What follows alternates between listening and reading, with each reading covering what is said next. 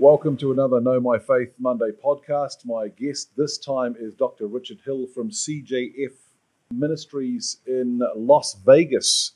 Wow, what a place to live. Let me tell you, we call it lost wages down here.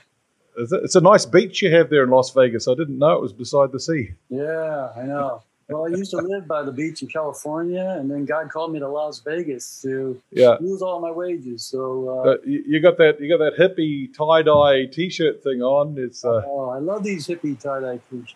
I love Israel. Yeah, that's awesome. So tell me about CJF Ministries.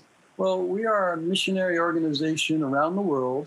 I don't know if we're in New Zealand. I don't think so, but we got to get somebody down there, right? That would be awesome. But we're around the world preaching the gospel of Jesus to the Jewish people. That's our focus. Romans chapter 1, verse 16. You got to bring the gospel to the Jew first. Okay. So we evangelize Jewish people. We teach other people how to do that. And we also teach Jewish roots in the churches. You're going to be careful with that term Jewish roots nowadays, though, don't we? Well, yeah. Hebrew roots is where you got to stay away from. But Jewish roots, I'm okay with that. All right, exactly. And you also pastor a Messianic Fellowship. So does that mean you have Jewish blood? Actually, I do. When I started ministering to the Lord a long time ago, it was 27 years ago, I didn't know I was Jewish, but I was already in the Messianic movement. I was actually teaching how Gentiles can be in the Messianic movement. Okay. Yeah, I was Gentile. So, yeah, I'm part Jewish, though. I found out later on. So what did that change your theology is the wrong word, but your way of thinking about faith? No, it didn't really change me personally. I know it's changed a lot of other people, but I was already in the Messianic movement. I was already researching Jewish roots. I was already enthralled with understanding the Bible through Jewish eyes. So I already been in the movement for a few years. And so once I found out, I just kind of put the icing on top of the cake, or the cherry on top of the icing. You know. Yeah, it's nice. So, I mean, I want to get into particularly your latest book, which is Israel and Prophecy, a chronology. But what I like to do is explore, particularly for people that the background, you know, were they brought up in the church? Did they discover Yeshua? Did they discover Jesus first? What's your story? You had a Christian background, Christian upbringing?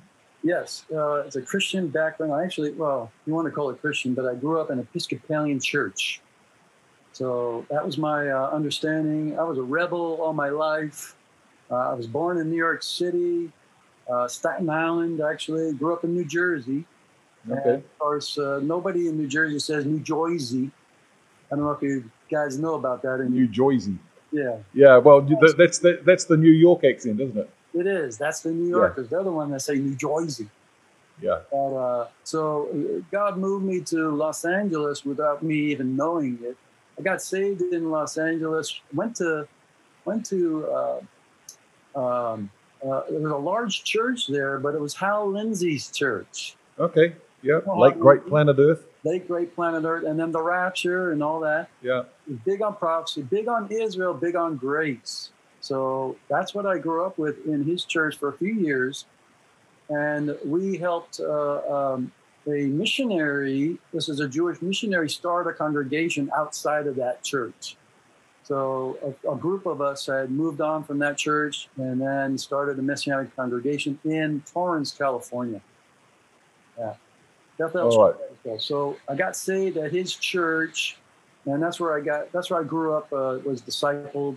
And my wife as well. We both got saved at the same time and discipled. And then we got married, and then we started this congregation, Beth El Shaddai, in Torrance, California. But it's no longer there, unfortunately. Okay. So are you saying like that Hal Lindsey, that church was into the Jewish roots, the Messianic things back in the 70s? Yeah, I wouldn't say he was into Jewish roots, but I would say he was into the Bible and prophecy in Israel. He knew all about Israel and the scriptures. And he taught it, and he went to Israel, did those tours, and he was really focused on Jewish people. There was a lot of Jewish people in his church, which is really, you don't see that at all in churches here in the United States that much at all. But he had a lot of Jewish people were there, and they were saved. You know? Okay, so how did you discover your Jewish heritage? Well, my grandmother, it's through my grandmother on my mom's side, and she was German. And she spoke broken English her whole life. And Okay. the other word was a German word, but it ended up being a Yiddish word, So what happens is my grandmother was a bastard child. In 1917, she was born in Germany, and her dad did not marry her mom. So what happened is he bought her, the girl that he impregnated, he bought her a villa. And so my grandfather, after a lot of time, decided, hey, I'm going to find out who this guy was. And he went to Germany and found out that this was the guy who bought her the villa.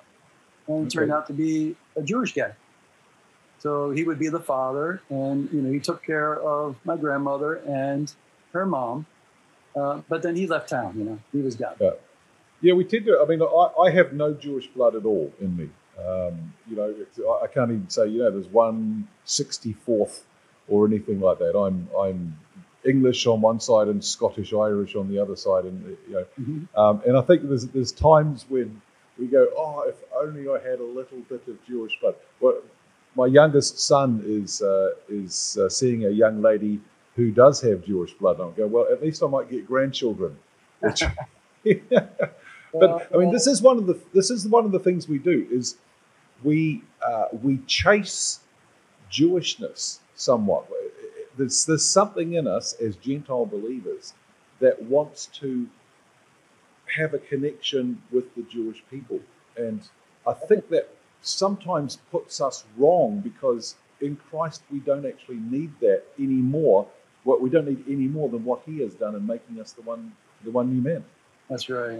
We don't need to go too far on the Jewishness, and I don't do that personally. When I'm in ministry, I'm focusing on not who's Jewish and who's Gentile. I'm focusing on how are we following the Lord. Yeah. It's so hard to do that nowadays, and so that's what I focus on. I'm Gentile and I'm Jewish. I'm part Jewish. I'm Gentile. I'm German, English, and Jewish. So I'm all mixed up, and I don't really care, to be honest with you. So it's actually Dr. Richard Hillstein. Yeah, right? Yeah.